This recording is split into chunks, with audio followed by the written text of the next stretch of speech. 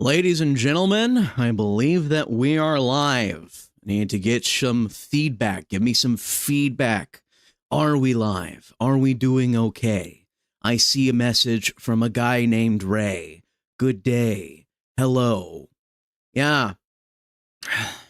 The big beautiful bill is completely screwed. Okay.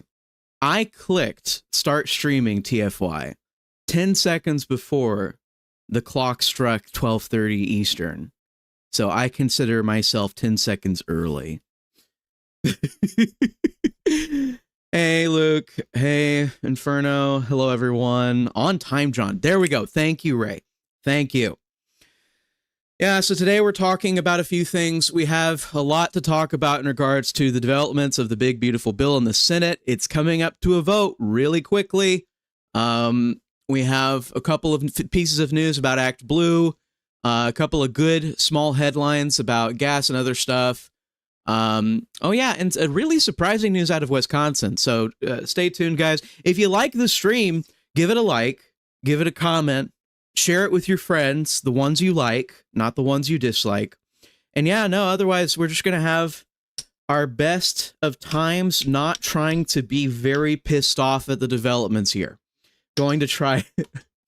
And so Lewis was saying throwing the easiest W into the trash. That is really what it feels like.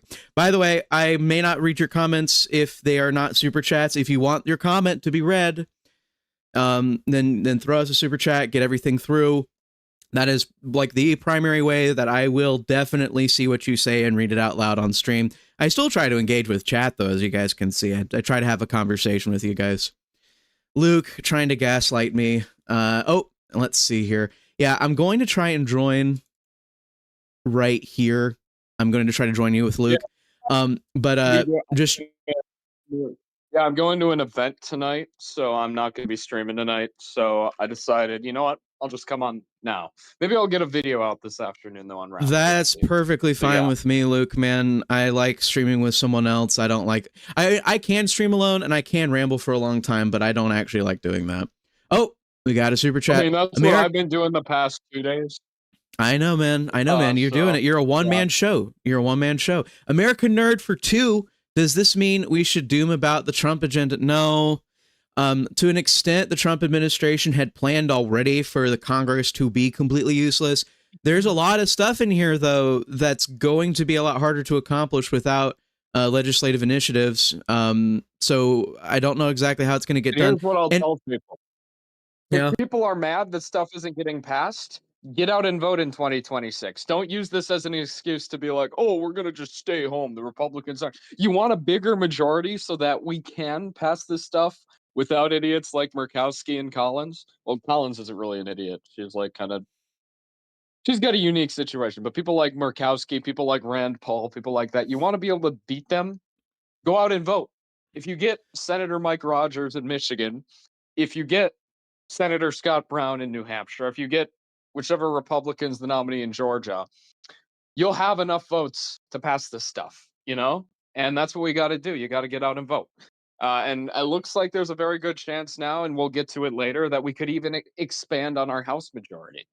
Right. So, yeah, no, exactly. Yeah. I have that pulled up. We'll talk about, if you're talking about Wisconsin, we'll talk about that in a bit.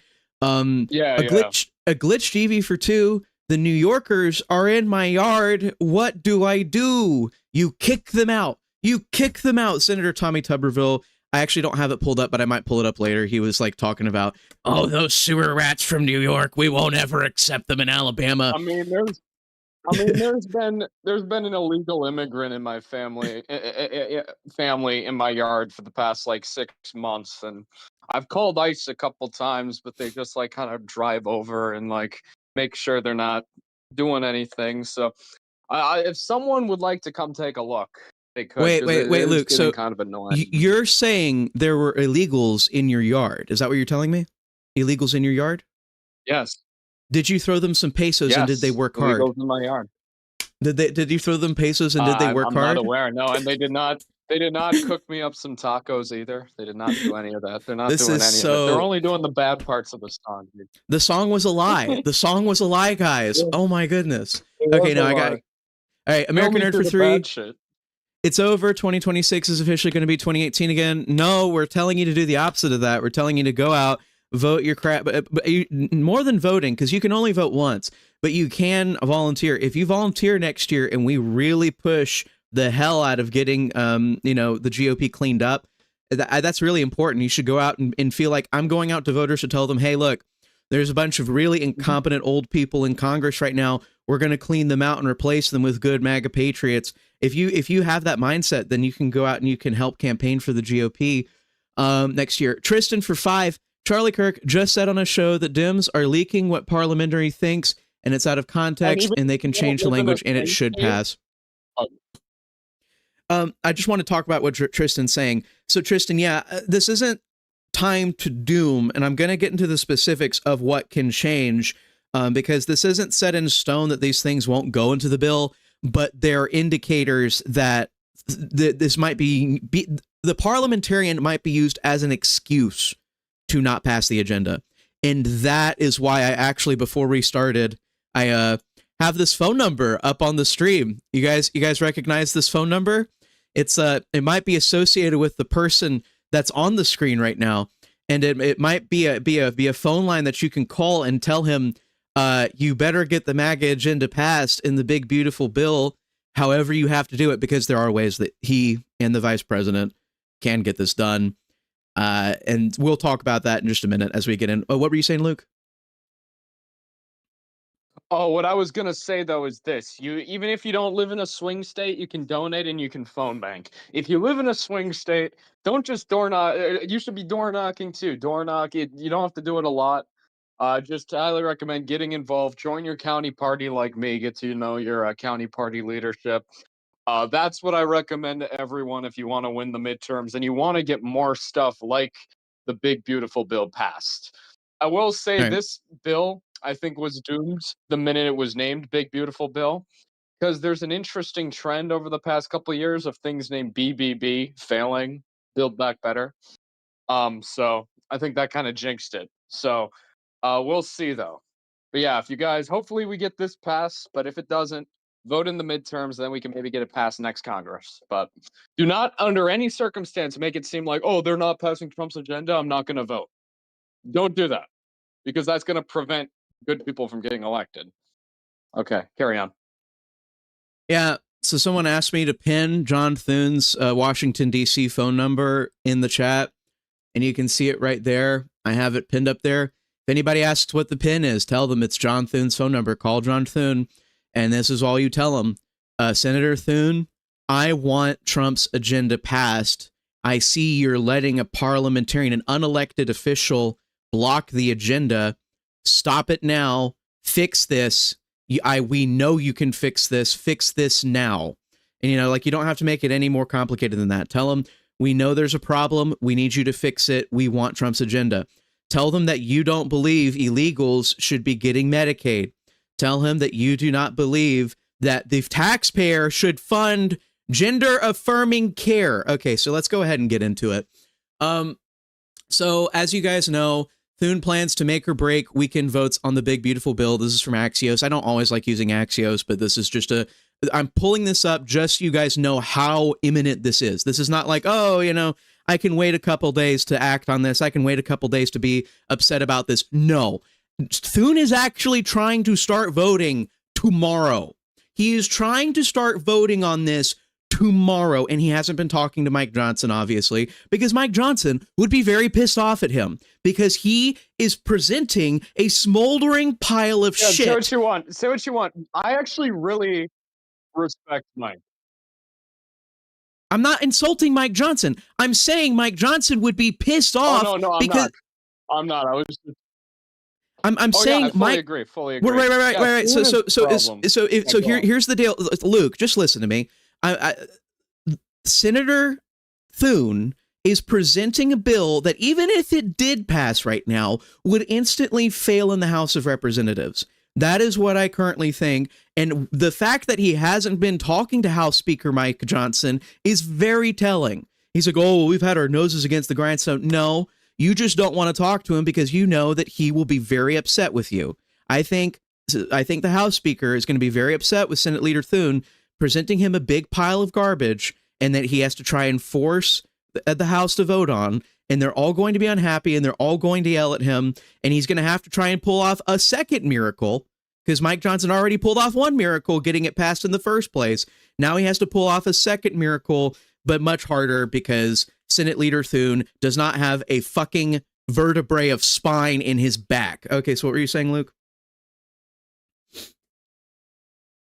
No, I was just saying, yeah, Thun has been the fucking issue this whole time. Mike did it. Mike, and at the beginning of this whole bill fiasco, everyone thought that it was going to be super difficult to get it through the House, but the Senate would be no problem.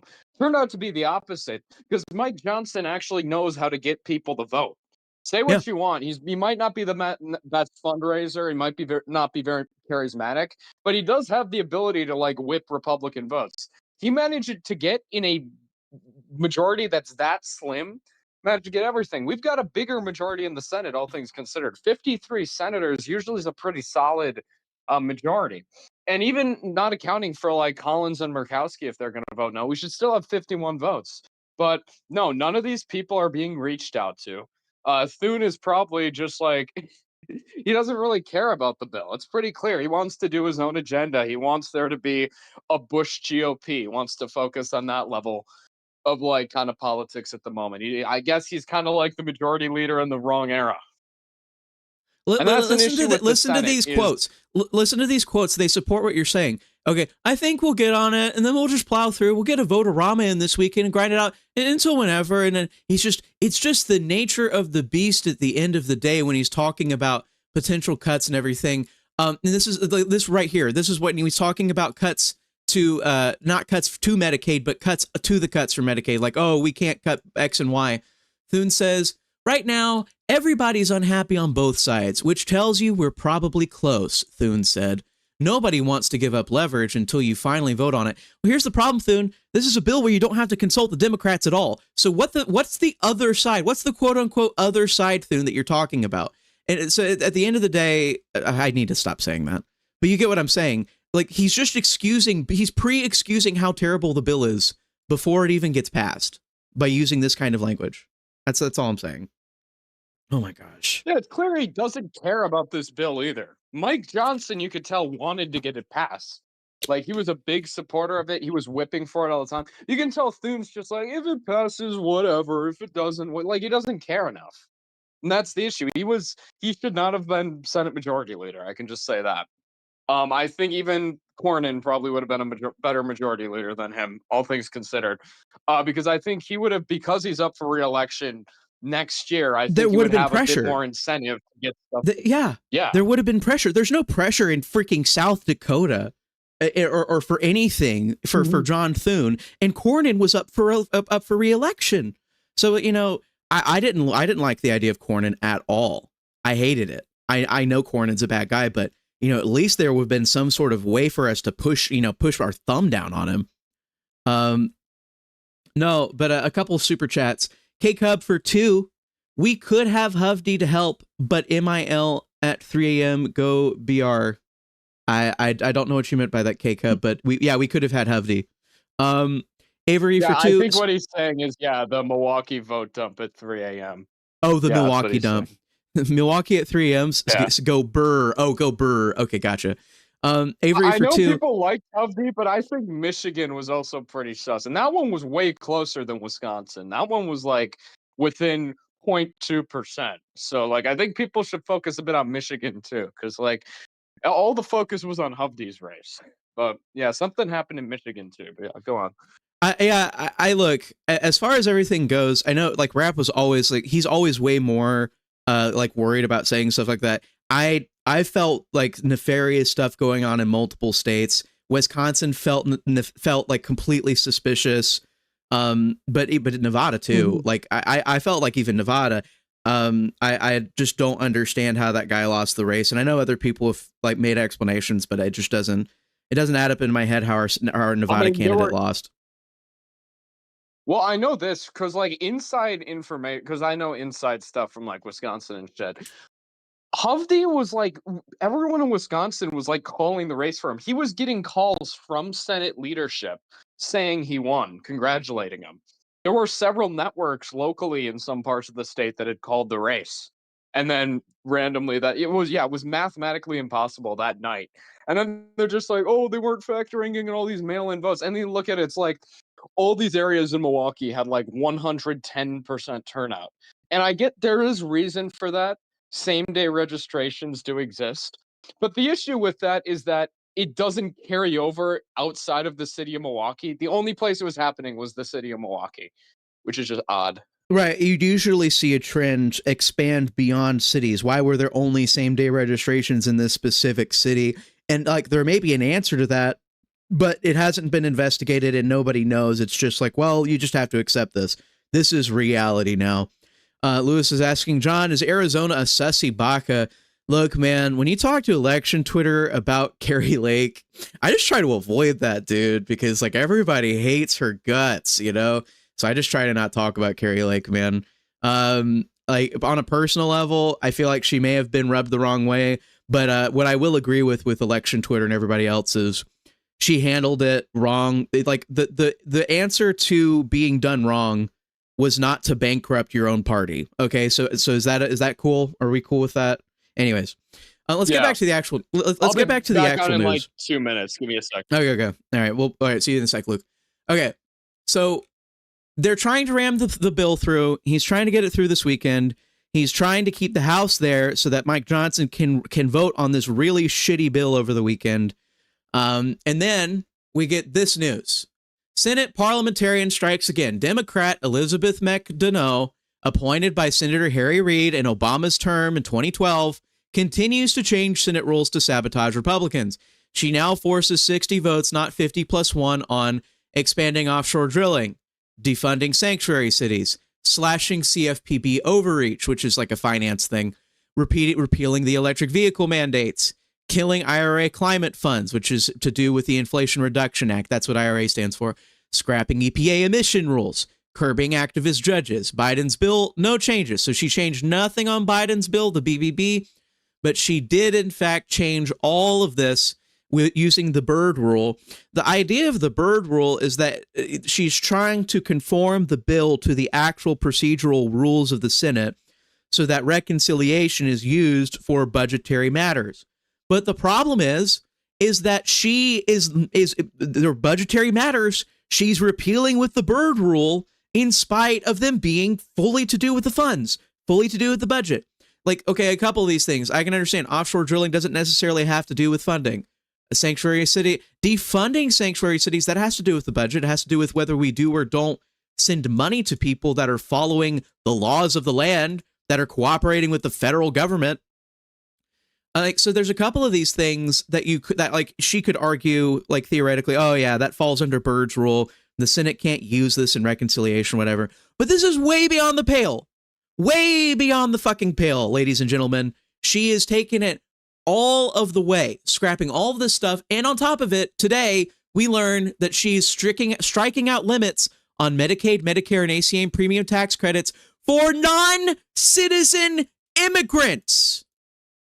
Non-citizen immigrants. She is saying that we are not allowed to defund money, tax credits, everything else going to healthcare for illegals. Does anybody not think that that is completely relevant to the budget, completely relevant to funding? She is a fucking partisan hack. She is not doing her job. She needs to have her ass fired immediately. Hello. So the conclusion, I'm going to read a couple super chats, but the conclusion you can meld on that I just reached, Luke, was basically this woman is directly interfering with budgetary decisions using a rule that's meant to preclude non-budgetary considerations. So she's forcing us to fund gender affirming care, and she's forcing us to fund Medicaid, tax credits on Obamacare, and Medicare funds for non-citizen immigrants, for illegals. So the two things are completely separated. Let me read some chats real quick so I don't lose them. Avery for 2, what's your prediction for a vote this weekend? It's so corrupt that the Senate loves it and passes it, and then the House fails it. Charlie Howard's been a member for 14 months. Thank you for your service, Charlie. Charlie Howard for 2. Can the parliamentarian be fired? Yes, and we're going to discuss how exactly she would be dismissed in a moment, but I wanted to get Luke's reaction to this woman, this 2012 obvious Democrat hack, like keeping us from actually voting on explicitly budgetary concerns. What do you think about that? Okay, who is this lady? Okay, Elizabeth McDonough. She was appointed in 2012 by Senator Harry Reid. He was the majority leader at the time. It was during Obama's first term, going into his second, and she's the resident parliamentarian. Is that who she is? She's the resident parliamentarian. I see. And so what she's I'm gonna say this. Yeah. Why do we have unelected people doing these roles? Because I'll say this personally, as someone who's been involved in like county party like decision making there, we have a resident parliamentarian for when like we have votes and shit like that, because all the votes are done with the same thing, parliamentary procedure. Usually the resident parliamentarian is a member of the body. That's how it is done in our thing. I'm sure that at least one member of the Senate is somewhat knowledgeable on that. So I think, first of all, it should be someone who's a member of the body, in my opinion. Yeah, that's pretty much all I have to say. I don't really know too much about this parliamentarian in the Senate, though. So you'll probably give way better commentary on it than me. So, but that's just my initial thoughts on that. Well, in the first place, the Senate parliamentarian is supposed to serve as a neutral, nonpartisan advisor. And that was the way that it was from the beginning, as far as that I understand. Actually, it wasn't the parliamentarian did not exist at the start of Congress existing. It was like, I think it was FDR's administration that we started using it. But yeah, during FDR, we started using this, and it was supposed to be a nonpartisan there. And it's supposed to be just a coach, a referee, someone that makes sure that the rules are being properly followed. I mean, but the problem, which I'm pretty sure probably was a problem even back when it started, but is definitely a problem today, is that the parliamentarian is a partisan based on whoever gets to appoint her. And, you know, it's a lot easier to remove her than, say, someone like the Fed chair. And they could do it right now, which is why it's more confusing why this woman that's been there for 13 years, she's been working there for 13 years now, why she hasn't been replaced. You may want to ask your GOP Senate why they never replaced her with someone that's more favorable towards Republicans or just neutral, because, you know, they're principled and all that. They got to be principled. They can't have any partisans there. But no, this is obviously a hack. Yeah, so this lady has been in there since Harry Reid, you're telling me? 2012. That's how long she's been in there? 2012.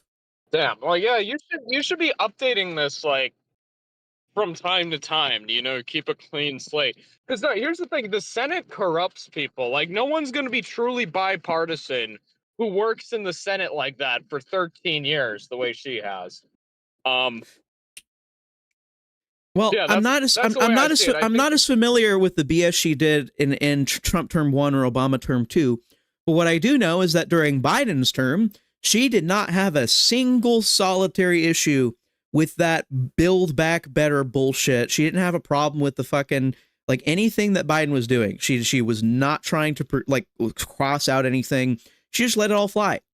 So when Biden proposes highly unconstitutional legislation, and lets his Congress like shove it through, she's like, oh, no, I don't have anything to say. I don't care.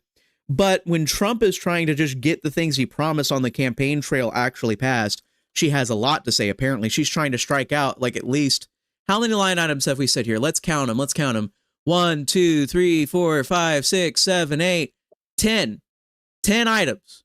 10 items on the big, beautiful bill directly related to Donald Trump's campaign promises. She is trying to gut from the fucking bill from an unelected position.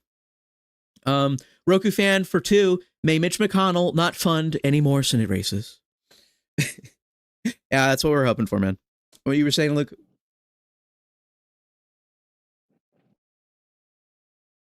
Oh, I think we've gone dark. I think Luke has gone dark, MAGA. K-Cub for 2. I don't want principles. I want my country back. Oh, hello. I think he's going to try and reconnect to the call because he's having a little bit of trouble. He's having a struggle sesh. But yeah, no, that's exactly it. I do not care about this. I do not care about this woman. It sounds like she's pretty much expired as far as things are concerned right now. By the way, you guys see pinned in chat and right here, this is John Thun's phone number. Tell him that you want Trump's promises in the bill. You don't want some unelected Democrat woman, parliamentarian, deciding the rules for you. Make sure you let him know. Let him know at 202-224-2321. Free Luke. Yeah, no, I think he's being, he was trying to talk, I think, and sometimes he just has a bad connection because he gets around a lot. He's a grass toucher. He's a walker. American Nerd for 2. See, this is why I feel the need to doom about it. Well, American Nerd, we're making a big deal out of it right now so that we hopefully don't have to doom about it later. We're raising our voices right now so that we don't have to cry about it later. We don't want to have regrets, and that's why you have to have the conversation. That's why this show exists. That's why we still talk. We have Real American going, because if we don't talk about this and we don't push through the agenda, it's just over. And I'm not saying that like the entire future of our country rests in the hands of chat. Oh, actually it does. All of you, you're the chosen ones. The entire future of the country rests on you. No, but it's still important. We're a small part of a very large conversation, and we have to be loud. We have to be as loud as those very annoying Democrats are when they're saying nonsensical babble. We have to. Avery for 2. What's the prediction for the Senate vote on BBB? Thun will not say whether or not he has the votes. I think it would be really funny if Thun failed to pass it himself. I think he deserves to have a failed vote. But because I'm just deeply cynical about the United States Senate, I'm thinking the Senate will pass it and the House will fail it. Now, if I'm wrong and the Senate fails it, oh boy, that would be so much. I would have so much fun. I would have so much fun with that. I'm saying not to miss Avery's super chats. I told you what my prediction was for a vote this week in Avery. It's not going to pass tomorrow.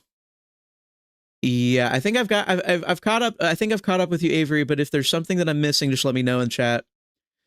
Third time the charm, hopefully. I don't know, man. At the end of the day, we have to have something change fundamentally about this. And what it could be is Vice President Vance getting involved in this process. It's going to be a little messy. They can't directly fire this parliamentarian. It has to be a kind of advisory thing. And if it's not, and Senator Thun is kind of scared, and this is why he's scared. He's scared of appearing partisan. He's scared of appearing potentially biased or circumventing the rules for his own sake. You know, it's all this principle stuff. Remember back at when Senate Leader Thun became Senate Leader Thun, and he went around on all these interviews on all these cable news networks, and he kept talking about, I trust in the process. I believe in the process. The process will make the best bill ever. The process is so good. The process is great. What he was saying there is that I don't want to lead. I want the actual cogs and wheels of Congress to be my scapegoat for anything I fail to do. That's what he was saying. All right. I appreciate it, Avery. Thank you for letting me know. American Nerd for 3. We need a new Jay, you know what, for them to listen. We need a new Jewish parliamentarian. I don't know. I mean, like, if we have a good Jew, we can do that. I don't know what you're talking about, though. A new Jay. But yeah, no, it's the process. John process. And the reason I keep bringing that up is if you go back to those interviews that he had right when he became Senate leader, he said like the word process like 500 times in every interview. And that was their key. That was your red flag. That was what you were supposed to realize about this guy, is that fundamentally, he just does not care about getting anything passed. And it's like Luke was saying. Luke was saying, I want a GOP that's more like the Bush era, and I think I can get that done by essentially shrugging when the MAGA agenda faces problems with Senate procedure. That's what we're currently looking at. So going on ahead in this. So again, this woman, by the way, the parliamentarian, she does not have the ultimate sacred final right on any of this, by the way. That's why you see Eric Dotter here saying ignore this. It's because ignoring her is an option. Senate Leader Thun can talk to Vice President Vance and say, hey, we want you to make rulings on this procedure so that we don't have to listen to her, blah, blah, blah.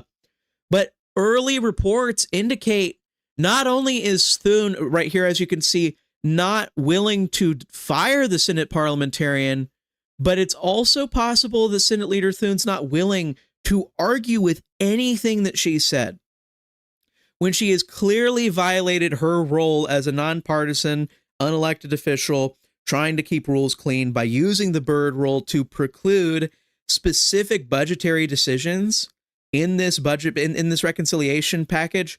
It's a complete, transparent, partisan play. It is a partisan ploy to keep Trump's agenda from passing. What other excuse could there be for no longer funding health care for illegals? What possible excuse could there be? There is no excuse. There is zero excuse. American Nerd for 2, quote unquote, democracy really is against us, isn't it? Yeah, you elect the guy that you want, and the Democrats are still running the country. And no, the answer to that isn't just to doom and to be like, oh, well, there'll never be a solution to any of this. But the actual solution to this is to keep them out of the White House, the Democrats, out of the White House for so long that they have nobody left. They have to have their clocks cleaned.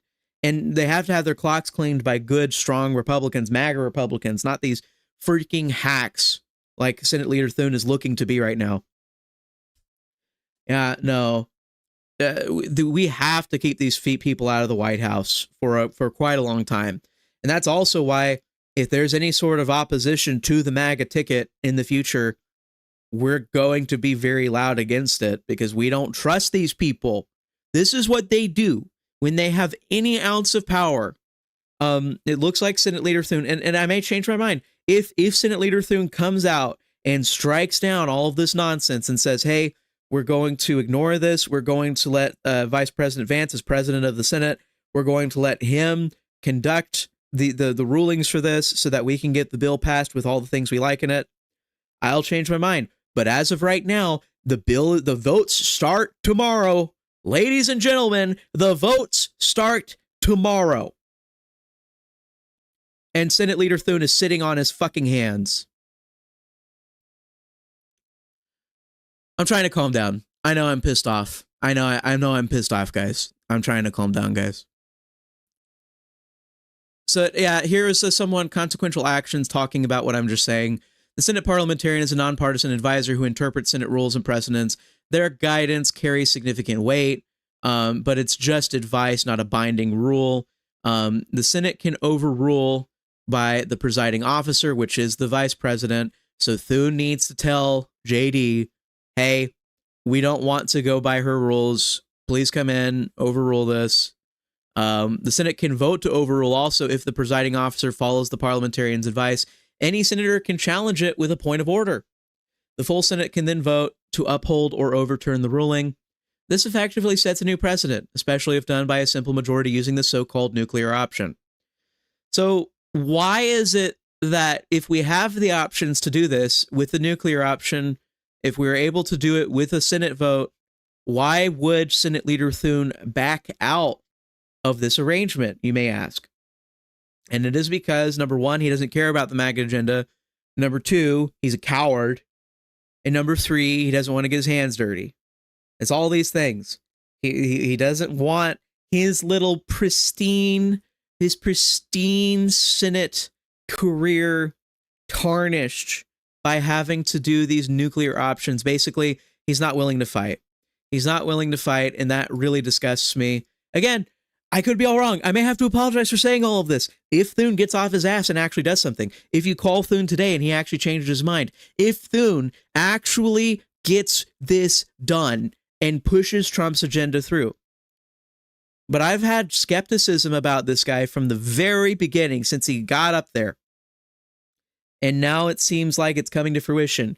I feel bad for the negative things I've said about Mike Johnson because he's actually been trying to work with Trump and he seems to understand his career is directly tied to Trump's success. But Senate Leader Thun, nah, it's a little bit different. It's a little bit different for Senate Leader Thun. He thinks that his career is seemingly tied to being a fucking asshole. Okay.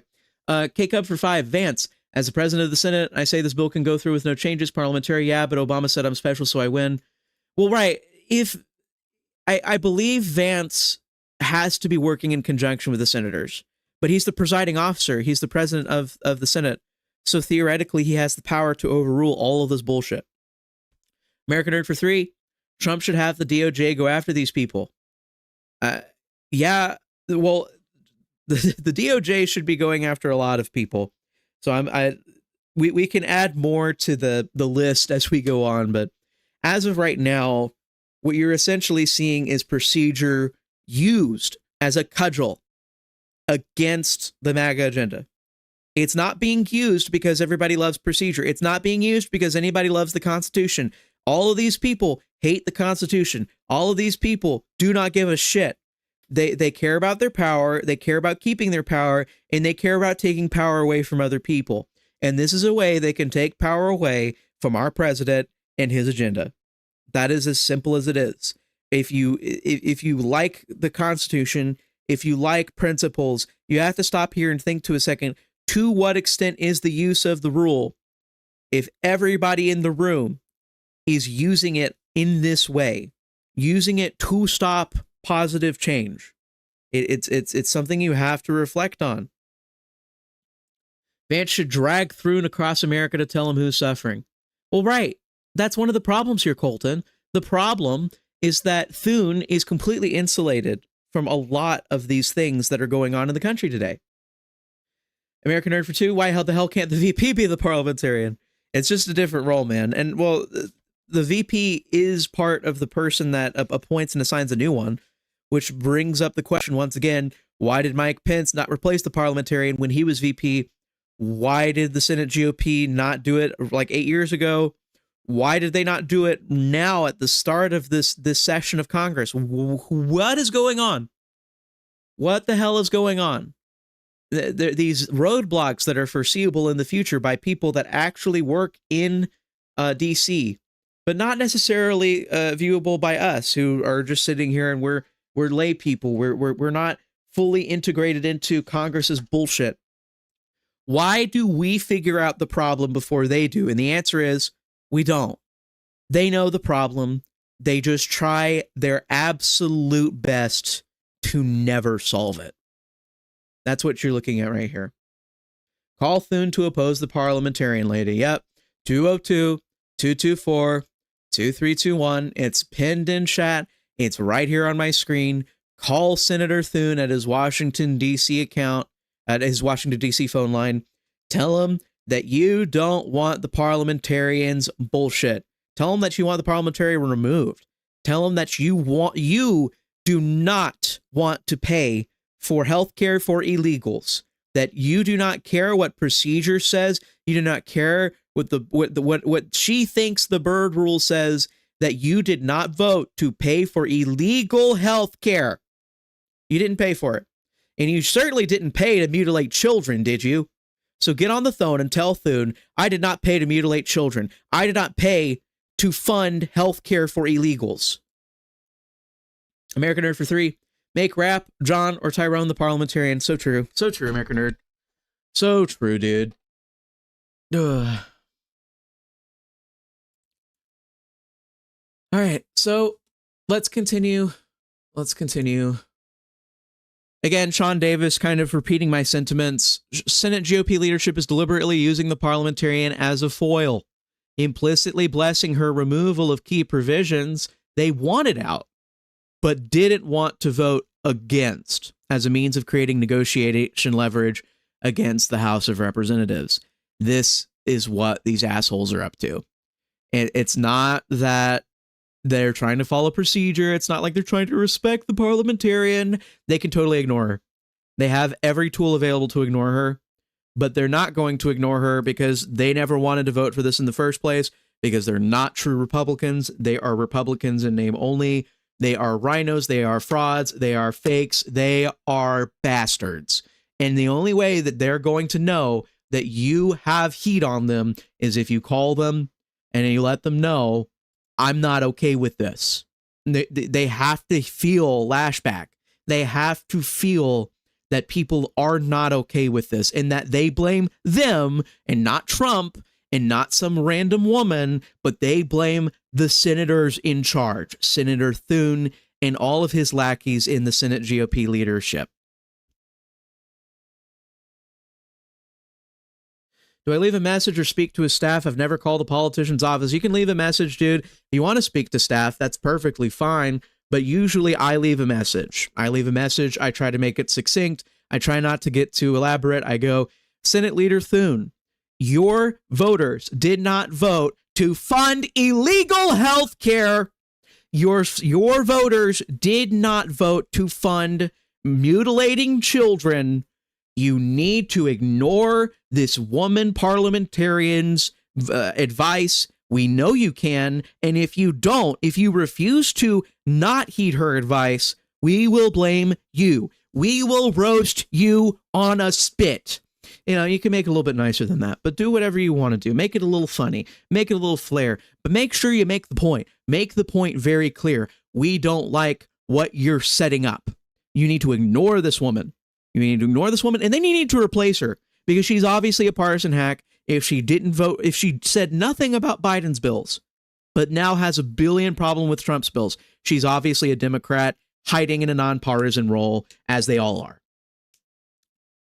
Yeah. You need to ignore this woman. Say no more, Chief. Yeah. It's really easy, isn't it? All you gotta do is tell her to ignore the woman. Ignore the woman. Wait. Oh yeah, I've been ignoring a woman. Hold on, guys. I'm sorry. I gotta hold on. I love you. Heart, heart, heart, heart, heart, heart. Okay. Yeah, sorry. I was ignoring woman. Okay. Okay. And I look. Tommy Tubberville has been on fire. You guys gotta let me glaze, guys. You gotta let me do this, okay? Coach Tommy Tubberville, the woke Senate Parliamentarian who was appointed by Harry Reid and advised Al Gore, just struck down a provision banning illegals from stealing Medicaid from American citizens. This is a perfect example of why Americans hate the swamp. Unelected bureaucrats think they know better than U.S. congressmen who are elected by the people. Her job is not to push a woke agenda. The Senate parliamentarian should be fired. Oh! Sorry. I love Senator Tubberville. I loved him as a coach. I love him as a senator. I'm moving back to Alabama just to live under his governorship. Oh, Senator Tubberville. So good. W's in chat. I'm actually, I'm going to pull up the base stuff that he did in the rest of the week. I'm going to pull up Senator Tubberville's other base ones. It's time. It's time to glaze. I'm sorry, ladies and gentlemen, but you have to hear it. You have to hear it. Oh yeah, actually, this is good because now I'm actually seeing another thing right here. Yeah, Chip Roy. So if you want to know how bad it is now, the Senate proposed bill with these strike downs will add $1 trillion more than the House version, does not end any of the subsidies that the House was going to do with the Green New Scam, does not cut the foreign entity of concern definition. It cuts the foreign entity of concern definition from the bill, which allows Chinese component companies to benefit in the green subsidies. So more Chinese solar panels. SALT's being renegotiated back to $40K. Limits Medicare money laundering. It's about the same. Curbs waste, fraud, and abuse. Nope. It weakens the House proposal. Taxes, remittances. The remittances, which are the thing that discourage illegal immigration, are being exempted from everything except basically wire transfers.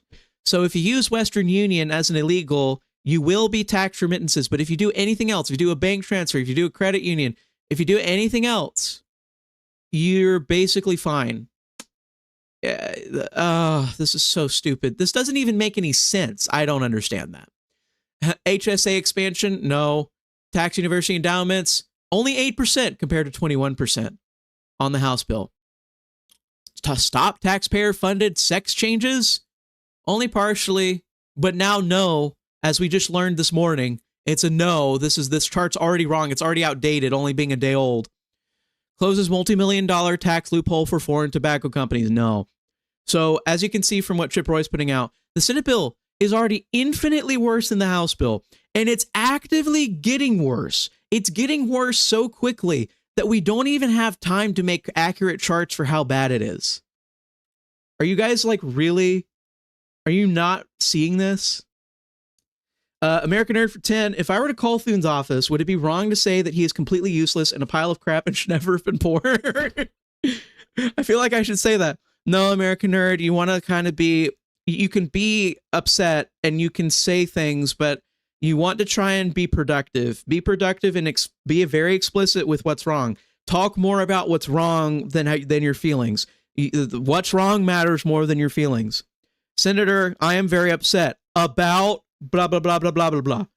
You're upset about all of these things being gutted from the bill. You're upset about an unelected woman deciding that we have to fund illegal health care. An unelected woman decided that we have to mutilate children with taxpayer dollars.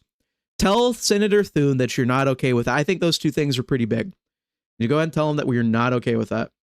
Yeah, but don't call him a slur. No, don't do that. But yeah, no, absolutely. Yeah, be cordial, but you can still be upset, but be cordial.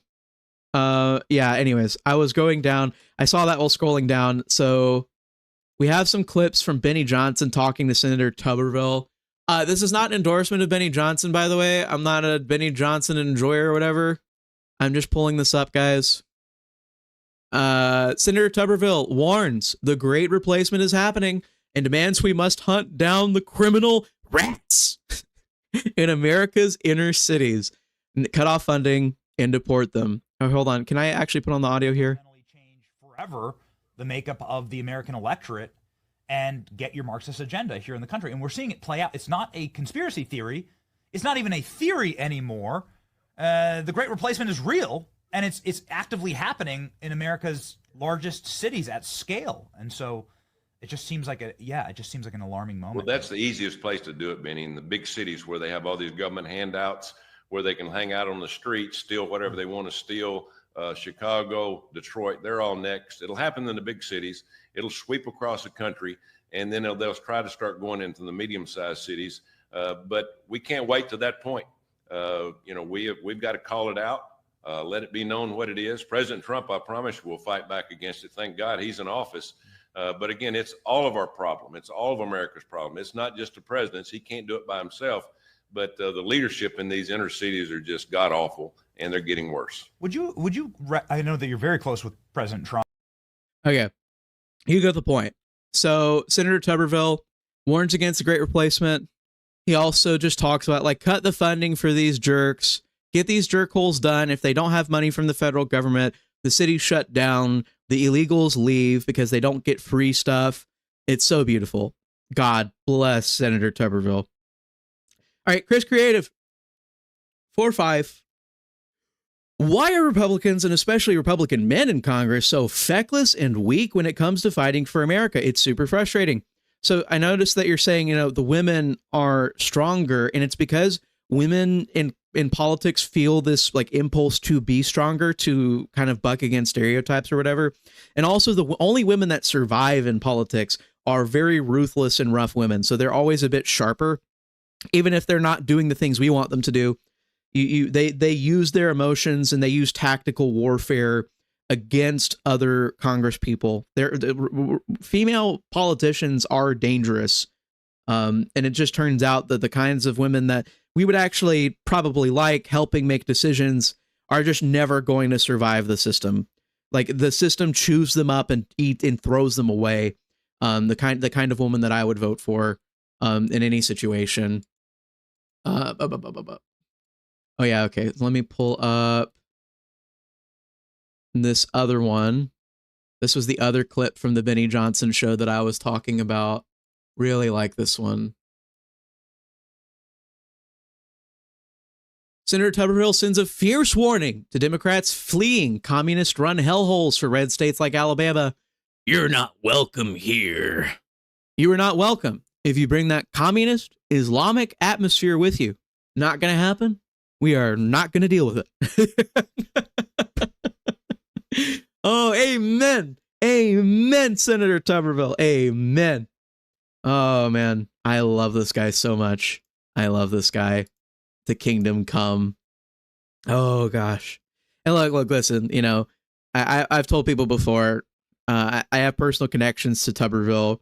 So, like, I am biased. I am very biased. I'm so extremely biased. But Senator Tubberville is like the coolest senator in Congress to me right now. And he's going to be governor of Alabama soon. In a year, he's going to be elected governor. That's going to be so awesome. I cannot wait. To be fair, Huntsville is shifting Democrat. Yeah, you're going to see that flip over pretty quickly, dude. We can talk about local trends and everything, but Alabama has had weird electoral politics for a few years, and I don't expect anybody that's following trends to be very happy, because like I feel like all the trends are going to be destroyed in Alabama pretty soon, especially by someone like Tubberville running. I'm gonna be real with you. You just don't. You have to take it from somebody who's lived there. We love Tubberville. We love Tubberville to death. We would go to war for Tubberville. I would go die in a foreign country for Tubberville. I don't mean that. I don't mean that. I'm just fanboying. Okay, guys. Okay. I love Tubberville. Tubberville's the best. Anyways, look, we're going to move on to other stories. We've been going on this story for almost an hour. You guys understand, right? You understand the mission statement. I still have Thun's number pinned in the chat, and I have it pinned on here. When you finish the stream or whenever you will feel like it, call his office and tell him, I do not want illegals on healthcare. I do not want children mutilated. I do not care about this Senate Parliamentarian. You should replace her, or you should ignore her, or do both. And that would be the best thing for all of us. Just make sure they know. American Earth for 3, Barry Moore must succeed Tubberville in the Senate. Imagine if Tubberville became president. Nah, Bucky, he's pretty old. He's pretty old. I think he's going to be fine as governor. I think that's a really great stopping point for his career. But Tubberville, I don't think he would do well in a general election, just because for a couple of reasons I wouldn't explain. But he's going to do freaking amazing in Alabama, in deep red Alabama. He's going to do amazing, and he's going to reaffirm the state's identity. I'm looking forward to that so much. You have no idea. Yeah, no. 5 test is correct this time. He's too old. He is too old to be president, but he's just old enough to be governor for a term and we go through, and we're all going to be happy with it. I would not be happier with anybody else. Okay. Call Thun. It's official. Act Blue officials have been subpoenaed. They are now legally obligated to testify before Congress over widespread fraud regarding their fundraising platform for the Democrat Party. Time to expose it all. Pam Bondi has been ordered by President Trump to investigate. One person summoned is a current senior workflow specialist, and the other is a former vice president of customer service, Alyssa Twomey, per NYP. So they're going to have to answer. They're going to have to stand before Congress, and they're going to have to explain what the hell is going on. What did they do? Why on earth is Act Blue seemingly caught up in smurfing? Where are all these small dollar donations coming from? Why is it that when we go to the people who have the names on the small dollar donations, they don't have any idea what you're talking about? I never made a small dollar donation. I never donated to Act Blue. Some of these people even are Republican voters. Some of them are too old to even understand what's going on. Why are all of these people who have never even talked to you responsible for small dollar donations to your party and to your politics. You got to answer. You're not going to have an answer. And I hope we put a bunch of bastards in jail. That's what I'm hoping for. That is what I'm hoping for. Just joined. What's the number on the screen? The number on the screen is Senate Leader John Thun's phone number. You should call Senate Leader Thun. It's in the chat. It's pinned in the chat. It's right here. Call John Thun and tell him that you do not want taxpayer dollars paying for healthcare for illegals. Tell him that you do not want taxpayer money mutilating children. Tell him to ignore the Senate Parliamentarian, to replace the Senate Parliamentarian, and to do his job because he is capable of it. He has the power. He doesn't want to use it because he doesn't think anyone will hold him accountable. But you, Patriot, sitting right here listening to me speak, you are the person who can hold John Thun accountable. You just have to light a fire under his ass, okay? Cake up for two. But John... Bluma, like Blexus, it's real. Dims, yeah. It's about as real as Blexus. Blue Texas is about as real as Act Blue's funding donations. It's about as real as the people donating to Act Blue. The number is John Thun's wife's number, so you can tell her not even. No, Lewis. No, Lewis. That's a different phone number entirely. I'll have that for the night stream. No, but yeah, that is the current news. Oh, and I have the leading report here, so we'll just go ahead and mention this. President Trump will end asylum claims for hundreds of thousands of illegal migrants, making them immediately deportable. Immediately. So we've been hearing this. This is kind of like a repeat of news that we've already had, but the asylum claims are actually going through. That is happening now. And they're becoming deportable. We have so many beautiful deportable children, deportable adults, deportable mothers, deportable fathers. And yes, I do not care if they cry. I do not care if they have any emotions at all. I hope they make crying TikToks from the comfort of their home in a foreign country, because that's where they belong. Anyways. So going on, there's another thing I wanted to talk about with gas. Gas. U.S. gas prices have dropped to a 4-year low, averaging $3.20 per gallon per New York Times. So we're getting it down. I'm in the South, so it's way cheaper than that for me, but it is very good. And do you know why you have cheap gas right now? It's because you have a president that is not a GOP shill, that is not a neocon. You have a president that is nothing like anyone who's been leading this country for 40 years. You have a real president that cares about your interests, and he ended that conflict in a stunning, spectacular way that many of us doubted he was even capable of doing. We had been trusting Trump, but we were sitting there going, is Trump going to pull this off? Is it possible for Trump to pull off peace in this situation? Many doubters, many non-plan trusters. Many apologies were made because President Trump did what nobody thought he could do, and he pushed through and got you cheap gas. Also, not escalating conflict, not unnecessary deaths in a foreign country, not another migrant crisis from a giant country. Like, there was actually a lot of things that Trump prevented, but we could talk about that in another stream. But yeah, Trump prevented 1,000 different terrible fates from taking place. You got to thank him. You got to thank your president. I do not care if they cry. Yeah, Sarita, I'm exactly there. I do not care if they cry. They can cry from their homes in the foreign countries. I hope that they don't find themselves in physical harm.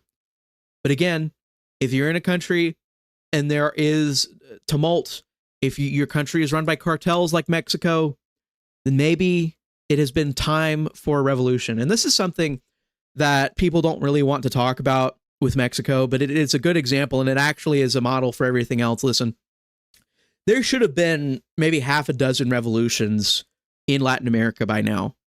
There are countries that are run so poorly that the leaders of the countries have like 1%, 2%, 3% approval ratings.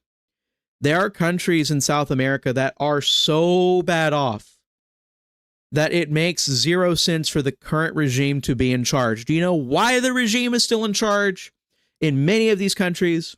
Because they make money, they profit off of killing Americans with drugs. They profit off of smuggling small children into this country. They profit off of our open border and their discontents, the young fighting age men that could stand up against evil regimes. They come here to work because it's a lot easier to just sit here and work at a farm or a hotel or whatever work they can find here. It's easier to work in America than it is to actually fight for your country. Those aren't our battles. Those are not battles Americans need to fight, but they're battles that those people need to fight in whatever country we're referring to. I could list off a few. You probably have a couple in your head yourself, dear viewer, of countries in South America right now that should probably have already had a revolution. The United States of America is a pressure release valve. And you may not understand what that is, but to put it in simple terms, we take in discontented people from countries who legitimately need their own regime change. They needed to have a revolution. They needed to have fighting age men take over the government and actually fix things. They needed to be saved from the horrors of liberation theology, from the horrors of Marxism, from the horrors of state-controlled economies that don't fucking work. But we, the United States, by accepting these people into our country, have been preventing these countries from actually being fixed. And that is a conversation nobody wants to have, nobody wants to talk about, nobody wants to take blame for. Because, oh my goodness, this free labor, the cheap labor, it's so good. It's so good. I'm so addicted to cheap labor from South America and Central America. I'm so addicted to Mexicans like doing my plumbing and watering my garden and taking care of my kids for me. But what is the cost?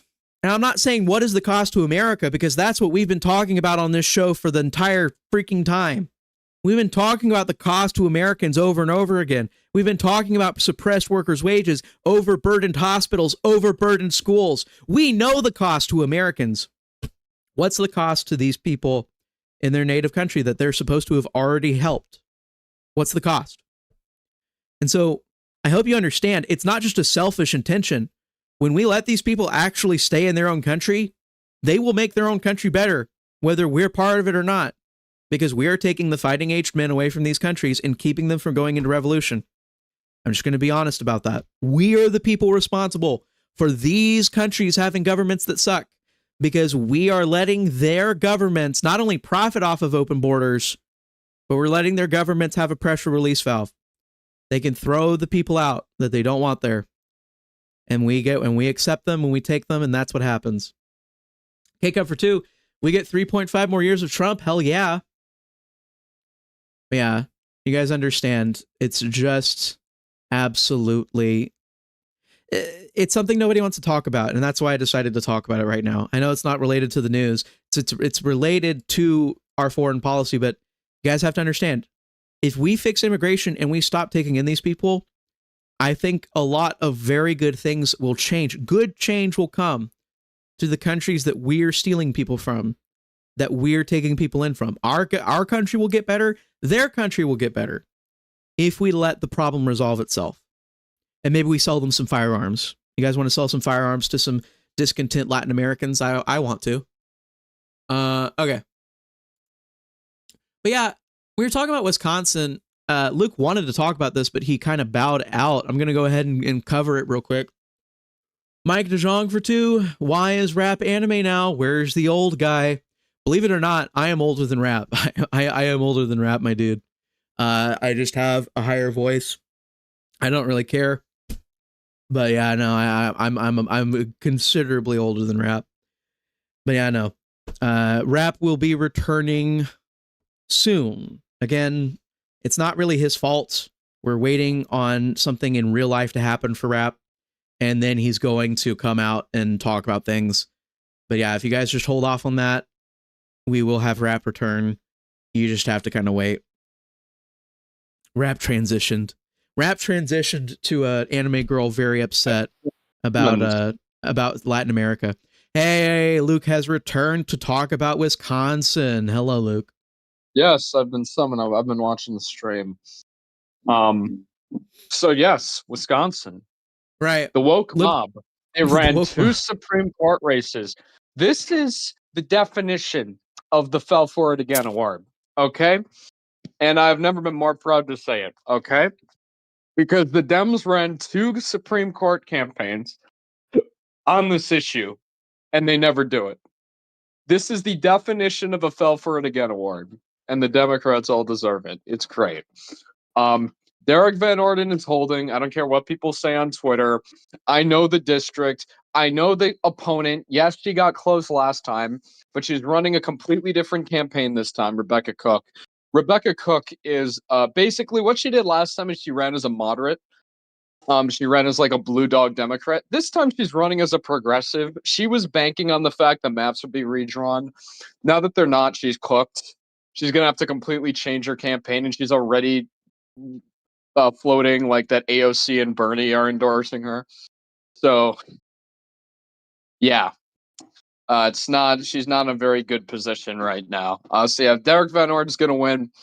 My congressman, Brian Steele's going to win easily, so I can sleep well at night knowing I'm going to have a very good representative in the U.S. House, by the way. Brian Steele, we call him Big Beautiful Brian. He was one of the biggest pushers for the BBB in Congress, so I'm very glad to have him as my congressman.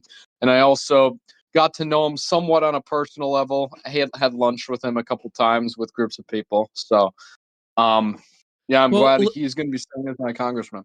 Well, Luke, I just want to understand the situation, and just for me to read the headline, the liberal-controlled Wisconsin Supreme Court on Wednesday refused to hear a challenge brought by Democrats seeking to throw out the battleground state current. Blech. Okay, they were going to redistrict.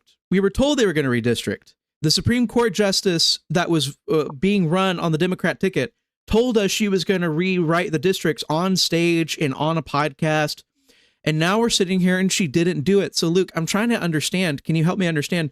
Is this like an F yours got mine kind of situation? Why is she not going to do it? Okay, I'll tell you why this really is. There is no legal basis for getting rid of these maps. You know why? They're drawn fairly. These maps were not even gerrymanders. You know who drew them? The Democratic governor of the state drew them. That's what happened. The maps that the Republicans in the legislature wanted were a lot more partisan. Evers actually drew like this was probably the best map Democrats could currently have, is the one they currently have. It's just a fact. When the Democrats pack all of their voters into two cities, you're not going to be winning half the seats in the state. And also there's the fact, too, that the Constitution, state Constitution, forbids you from splitting Milwaukee and Madison unless absolutely necessary, which it's not absolutely necessary. So they wouldn't be able to do that. So even if they did try to do that, try to draw bluer seats, they could only go so far. But yeah, Dems, they were in a tricky situation. There's no legal footing to get rid of these maps. There was in the state legislature because those work on the Republican gerrymanders, but they ended up drawing a Democratic gerrymander in the state assembly. Because obviously you guys know Harris lost Wisconsin in November, but she won the majority of state assembly and state senate seats. So yeah, not really a fair map. But this congressional map is, and that's because Democrats in a previous time would easily be able to win 4 of these. Wisconsin's third, which currently exists, basically saw no change from the 2010 to 24 boundaries. When it was first drawn in 2010, it was drawn as a Democratic PAC seat. But then Donald Trump won in 2016. And I'll tell you this, too. When Trump won the district in 2016, Republicans didn't even run a candidate against Ron Kind, who was the representative back then. He was uncontested when Trump won the seat. Now, if Republicans ran a candidate, probably still wouldn't have won. He was a well-known incumbent. But, like, bro, you didn't run a candidate in a seat that fucking voted for your nominee for president. Now, I guess that goes to show the Wisconsin GOP for you. But no, this district had a bunch of Democrat counties that were back in 2010, all Democrat. but now they're all Republican. And he went from having the seat uncontested in 2016 to flipping Republican in 2022. And I get Van Orden sometimes isn't the best candidate when it comes to like performing, but he fits the district well. And I think he almost fits the district too well, to the point where many of the voters in the district are ashamed of him. Yeah, he's a nut job, schizophrenic drunk, but most of the people in that district are nut jobs, schizophrenic drunks. So it kind of, I guess it's possible to represent your district too well, to the point where like people in your district are like, I don't want to be represented like this. You're too much like me. I don't want to be represented anymore. Yeah, because that's what I no. say every time people say Van Orden doesn't represent the district. It's like, I'm sorry, he represents the district far more than some like polished populist would. And I don't know, I can't hate him. I can't hate him. You got to remember, he like interrupted Biden's last State of the Union. He was the guy who was like yelling at him constantly. So like, he's a pretty cool guy. He does some funny things from time to time, but he's a solid vote too. He never opposes. He's been a very solid vote on everything, including the big, beautiful bill. So I really can't hate him. You know, he does cringe things sometimes. He gave out his phone number to people on election Twitter to debate him. So yeah, real, he had like an hour-long phone call with Mary Miller-Stan. That was back in 2023. Red dumb. Lion wanted to primary him out, and then he started a debate in DMs with Red Lion. I love him though. He's real. Well, he's a real okay. one. He's the one. Well, Okay, go on. That's fair. That's fair enough, man. So as far as I'm understanding here, there's no like racial justification. There's no legal justification for redrawing the lines. It seems like Wisconsin has just become more Republican, and they have to kind of deal with it. And if they tried to do it, you think that it would just get them in trouble with the higher courts, with the Supreme Court or anything like that? Is that what you're kind of getting at? Or just they just have no legal basis? They wouldn't be. It's impossible for them to split Milwaukee. And on the racial thing, yeah, they can't they can't use the racial justification because like there's Wisconsin's about like 8% black, I think. You already have one seat that's majority black. That's actually overqualified for it. And like Madison, there's no justification to split Madison because there's no minorities there. Everyone's white. So you can't really justify splitting Madison, you know, to like make more like room because yeah, there's not a lot of Hispanics in Wisconsin either. So yeah, they're pretty much in a pickle right now. They got. So from what I'm understanding, the promise to redraw districts ended up being the same as Kamala Harris's promise to basically bring back abortion. It was something that she was never going to be capable of doing because of the Supreme Court decision. But you know, it was her promise. I'm going to protect reproductive health from the presidency somehow. And that was never something that she was going to be able to fulfill as president. And it looks like that this Supreme Court justice was never going to be able to fulfill this particular promise. It was just a way to excite Democrats and get them to come out and vote for what would normally be a pretty boring election. Most of the Democrats on the court actually did want to hear the case, but one didn't. You know the one that didn't? Janet Potato Sandwich. She was the one from 2023, which is funny because her entire campaign was doing all this stuff. But since she's gotten in, she's ruled conservative on a lot of cases. So I guess Democrats, you run old Polish Catholics for office, you know, I guess they're not going to always be rolling with you. Yeah. Oh, that's what happens, you know? So you're saying that, so, okay, well, that's an interesting part of the story. You're just saying this random Polish Catholic woman that they ran, and you're calling her nickname to you is Sandwich. She's the one that has stopped all of this, that she's prevented. She's refused to hear this case. Her last name is Protasowicz, but everyone called her Potato Sandwich back in 23 because of the. Yeah, that was the nickname. But yeah, Crawford's probably going to be very left-wing on the court. But I will say, too, she actually ran a very moderate campaign. Because I was talking about this the other day, because people were like, oh, progressives win like Crawford. I'm like, bro, Crawford in Wisconsin was not running as a progressive. She openly distanced herself from Bernie, disavowed him, said that she doesn't want him campaigning for her after the incident at a rally where he brought a transgender music artist who was singing about how God had a genital. Weird as shit, and they call us weird. But yeah, Crawford at the debate was like, yeah, I don't want Bernie campaigning for me. I disavow all those rallies. So yeah, this is someone who openly distanced herself from the progressive left. So like all these Dems were acting like, oh, the progressives are going to win us the midterms. It's like, yeah, keep believing that. Well, So I'm glad that this was a story that had a dud ending. This is anticlimactic, but also very fun and enjoyable. I appreciate it, especially since it just felt like such a fluke, anyways, with the Wisconsin race in January. Who knows? Maybe if we hadn't even campaigned Elon Musk, maybe we would have won the Supreme Court the seat. Oh But, no, dude, that boosted. Because here's the thing: we were doing great in the early vote. It's just we had a high election day turnout, but it was from boomers. Waukesha County, the early vote was redder than the election day. wow.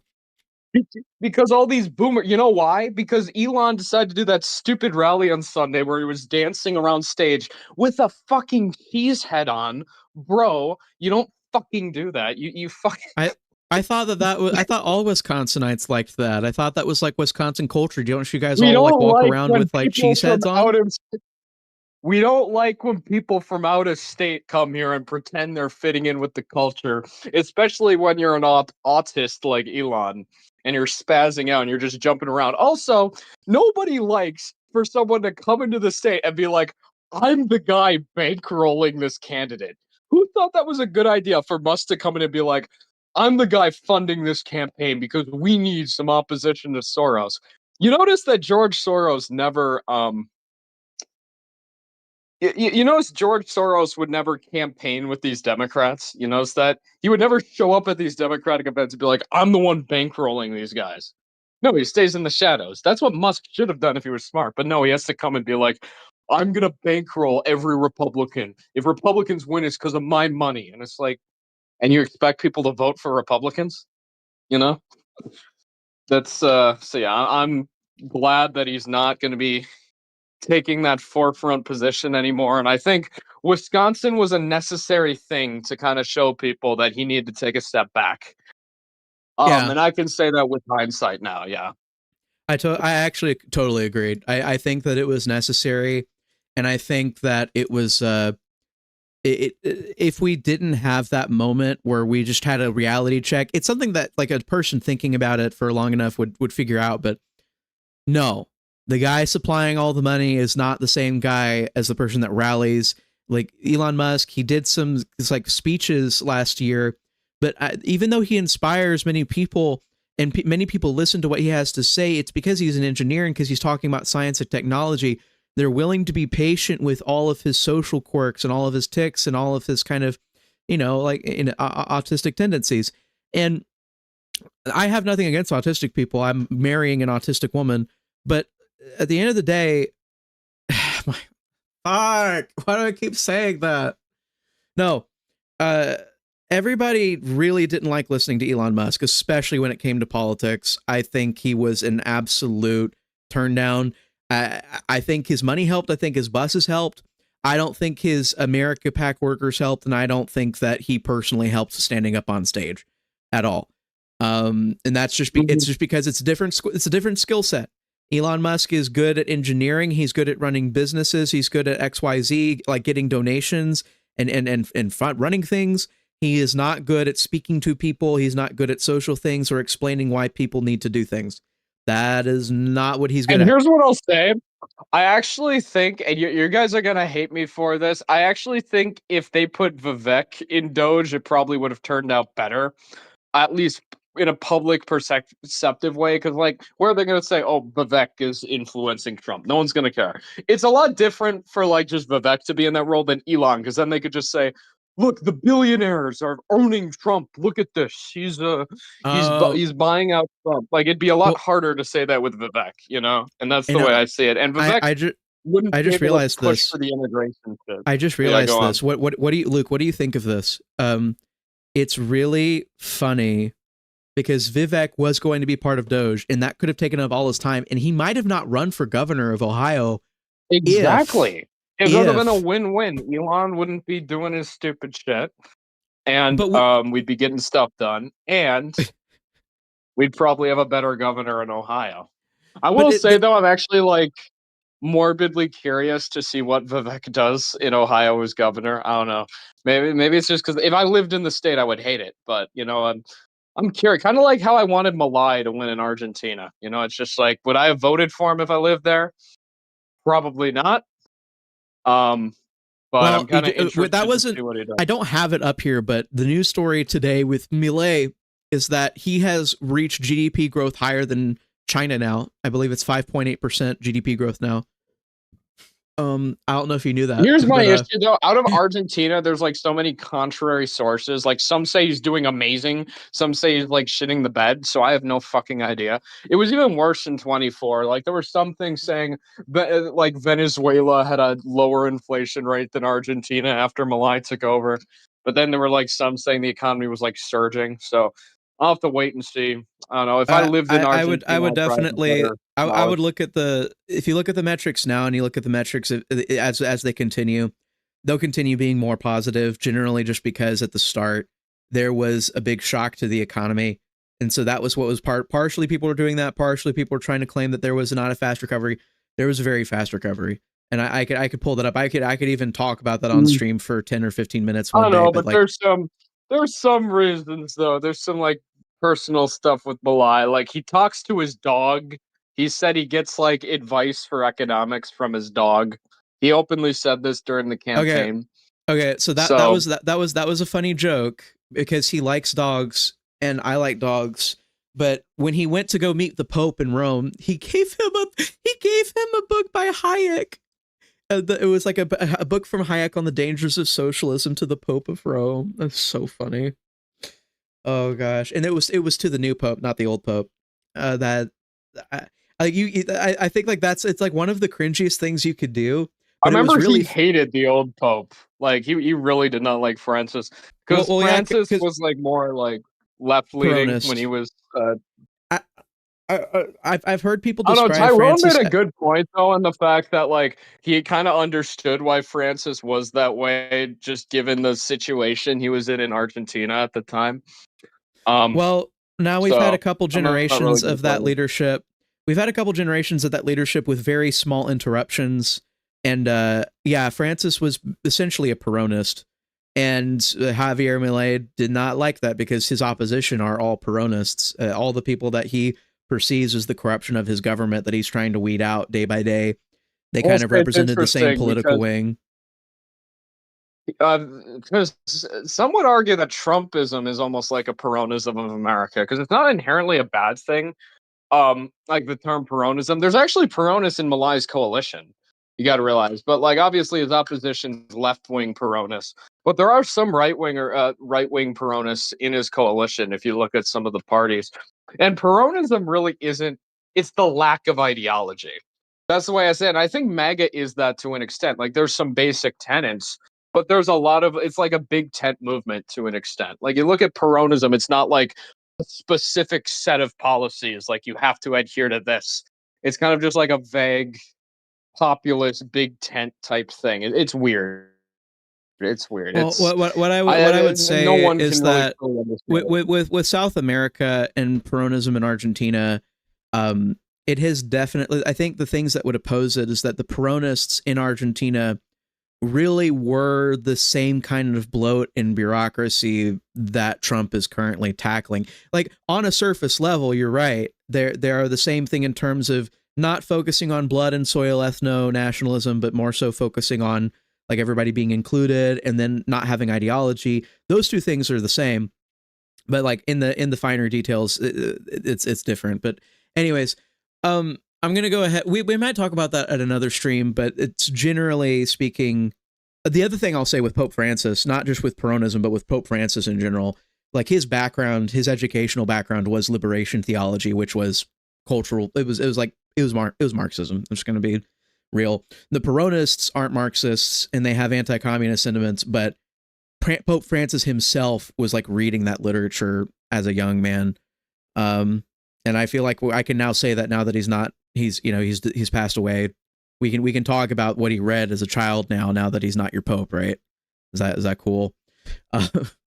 Well, I'm to the not. audience, I'm to the not chat. Catholic. I know. I'm like speaking generally to anybody in chat that like would have a problem with that. It's like we can kind of be honest about like his education background now, right? It's like we can talk about it. It's like whatever.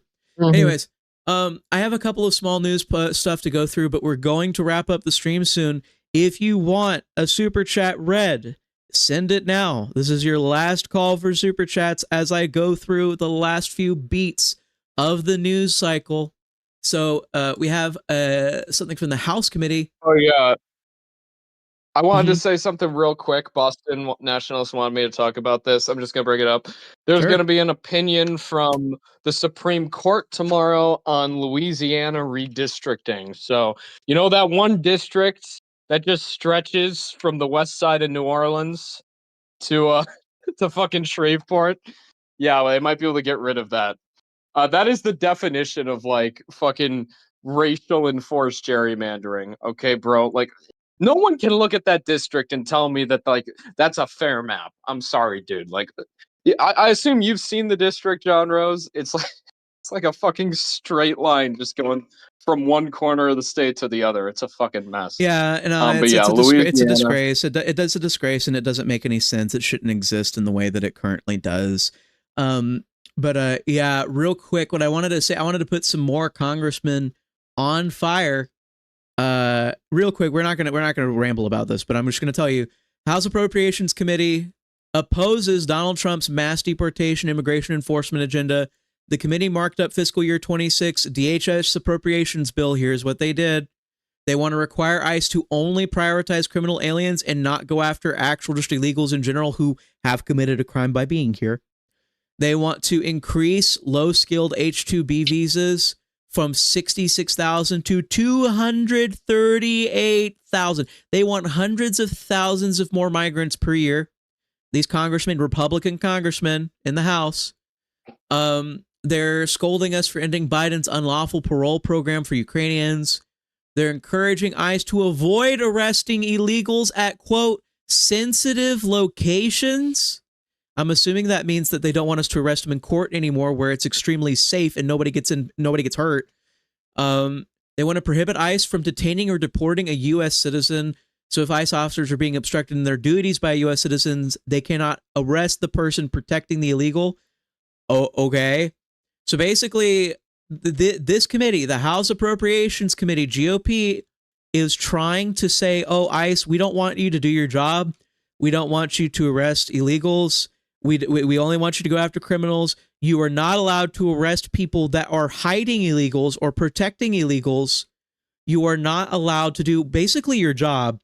And also, please give us almost 200,000 more documented workers. And so I didn't want to ramble about this, but what I did want to do, I wanted to put this up on screen right here. You see this? This is like, you can look this up on whatever browser you use. Members of GOP House Appropriations Committee. It's about 30 plus members. If you see a congressman from your state here, I want you to go look it up. And I want you to call them, and I want you to put their ass on fire, light them on fire, because they had to verbally assent to this. They had to verbally assent to this decision. All of these people are completely complicit. They're complicit in not enacting Trump's mass deportation agenda. Go look it up. Members of GOP House Appropriations Committee. All these people verbally voted against Trump's deportation agenda, ladies and gentlemen. Please look it up on your own time. Oh, we got a couple super chats. K-Cub, did we read this? Luke, how was Wisconsin's 8 impacted? Did you talk about that? Luke? Wisconsin's 8th. Well, right. It just stays. Well, it all stays the same. So yeah, we're gonna be fine in every state.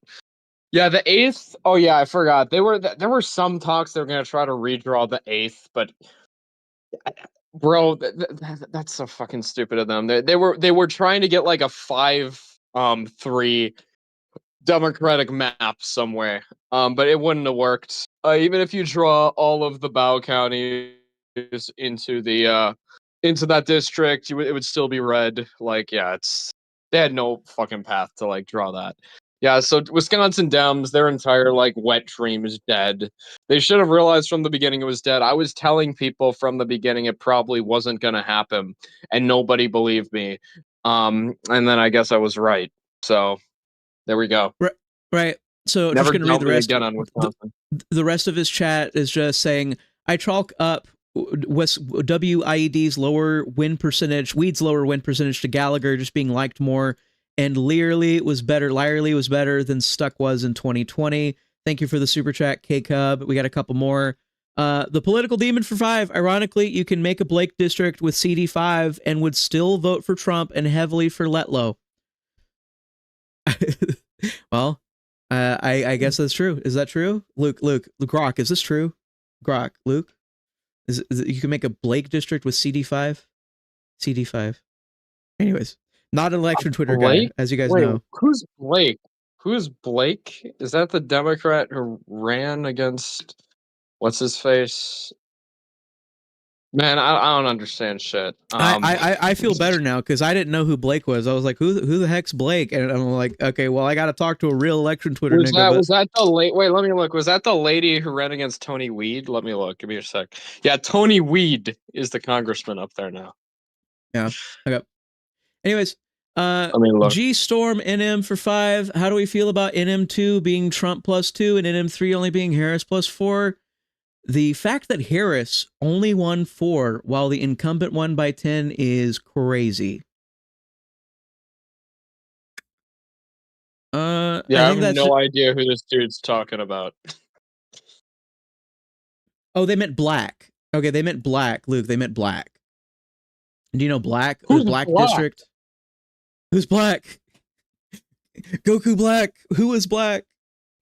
There is no way they could make the 8th district black. There's only room for one black congressional seat in Wisconsin, and it's Milwaukee. There's not enough black people in Green Bay to make a black district there, dude.